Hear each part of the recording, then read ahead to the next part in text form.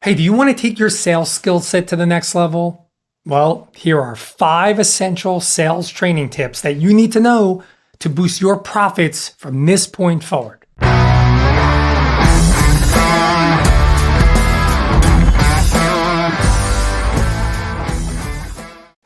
Sales training essentials tip number 1 is product knowledge. You got to know what you're selling. Hey, how many times have you walked into a place, asked them a question about pricing or something about what they're selling, and the person was like, you know what, let me get my manager. Or I've done a ton of mystery shopping, and it's fascinating how many times I get someone on the phone where they have to put me on hold so they can go ask someone else about a question that I asked, just so they could come back and get the answer.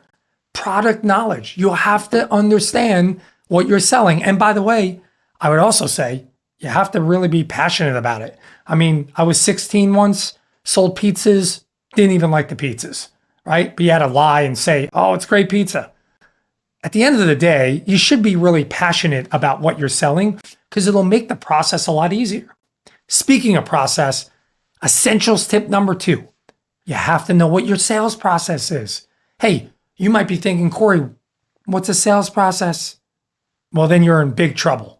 Sales process is everything that happens from the minute a customer is interested in what you have to sell to the minute that they fork over that black Amex card so they can purchase whatever it is that you sell. So let's take a gym example. Hey, the sales process in a gym is real simple. You've probably experienced it numerous times. You walk into a gym, what's the first thing they do? Hey, they take you on tour. You do this museum tour. They show you everything about the gym. They show you the kids club, the pool, the weights. They do all that stuff, which by the way, I've never understood because I just use 2 areas of the gym, weights and cardio. I could care less about the pool. But regardless of that, their sales process is they take you on a tour, and what do they do next? They sit you down and they try to sell you a membership. And they say things like, hey, Corey, you ever tried working with a personal trainer before? Yeah, because you're going to try and sell me 20 sessions at $1,500. But that's their sales process.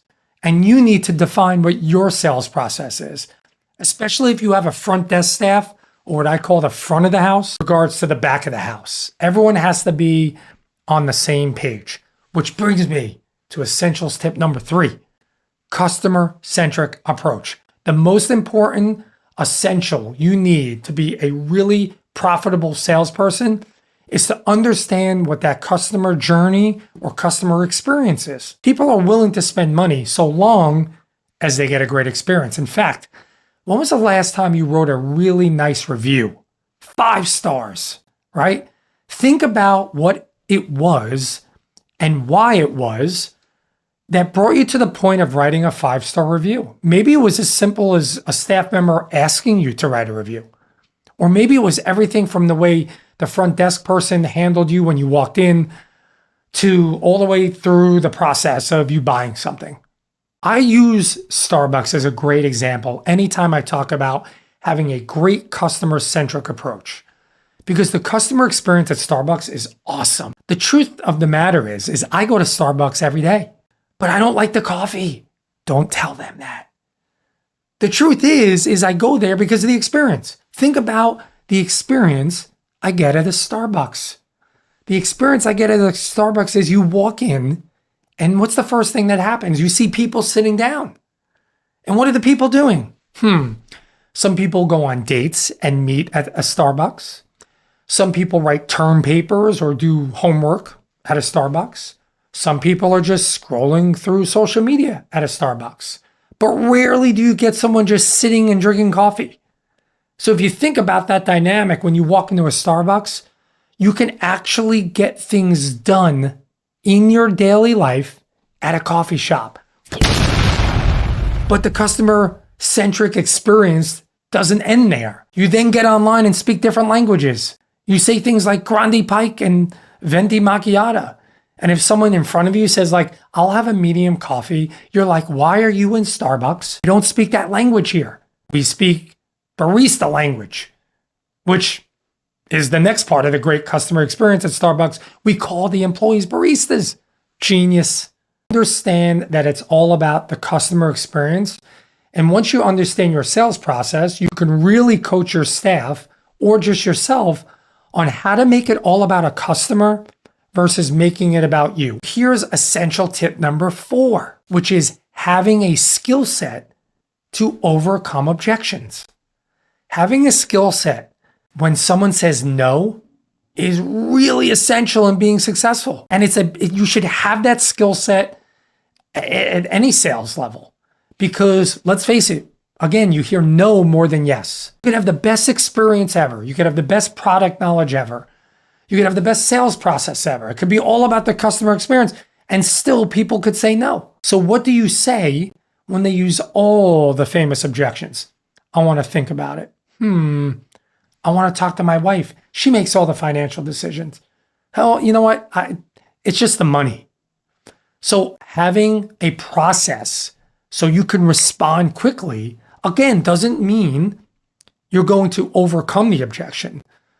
But just like when I say sales is all about making it as easy as possible for someone to say yes to buying your product or service, trying to overcome an objection is just giving you another chance for that customer to reconsider.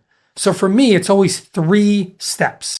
I always like to show empathy first when someone responds with a no, because the one thing you don't want to do is say something like this. Yeah, you know what? I just want to think about it right now. Well, hey, Corey, what's there to think about? No, not a good response, right? So showing empathy and letting them know that you understand what their concern is really the first step in any process of overcoming a no in sales. Step number 2 in that line of overcoming objection should be just to make sure you understand and isolate what that exact objection is. Let them clearly state what the objection is. If it's money, have them say it's the money. And lastly, it's providing a solution. Now, if you want to dive in a little deeper with those 3 steps to overcoming a sales objection, you could click on my video where I go in depth on how to really master the art of overcoming an objection. Lastly, most important, role play, role play, role play. Role play, role play, role play. You have to practice these things. You have to practice when a customer walks in. What happens?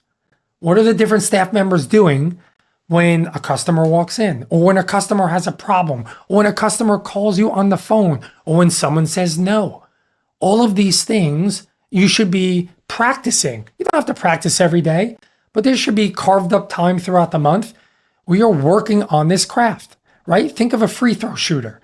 The basketball players don't just go into a game and start doing free throws. They practice endlessly. Their technique, their form, over and over and over again, right? Messi just doesn't wake up and curve the ball 30 degrees to hit the upper right side of the goal to score a goal. No, he masters that skill set by practicing endlessly. Those are the 5 essential training skill sets that you need to master a baseline set of sales skills so you can be profitable. Click on that next video to really work on overcoming objections and to master that skill set. So again, you could be profitable from this point forward.